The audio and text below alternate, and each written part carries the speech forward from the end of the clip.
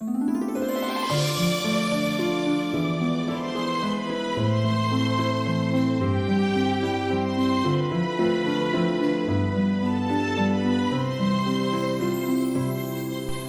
nhật trên nào để cướp mơ mây nằm nè nào Giêsu làm cập khô chim hàm cây tóm trôi mây ôi àn mây tươi chinh con men cướp nhớ nào để cướp ba mày mỗi đứa mày nhớ mà cướp đâu cướp nhớ nào để cướp ba mày mỗi đứa mày nhớ mà cướp đâu nghi mưa cấp cờ kẻ nào girat ang sương đai cướp chế kramangan cướp lời nghi này giọt lá cướp ôi tâm rắc lại đi ti ta nên tung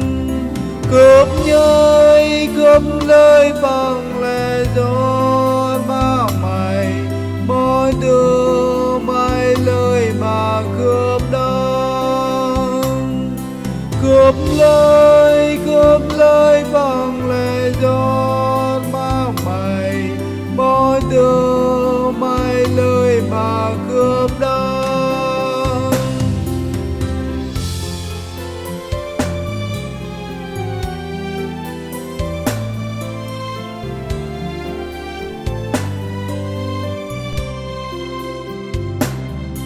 nghìn bữa cấp cờ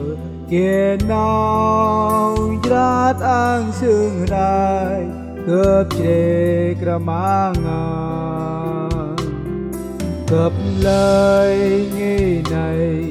giọt lá cướp ôi tâm rắc lại đi ti ta nên đúng cướp lời bằng lẽ giọt mà mày mỗi đứa mày lời mà cướp đâu cướp lời bằng lẽ giọt mà mày mỗi đứa mày lời mà cướp đâu cướp chân chia nào khét ri giọt mai berkep mau tươi rap lang ô nào cướp khét nè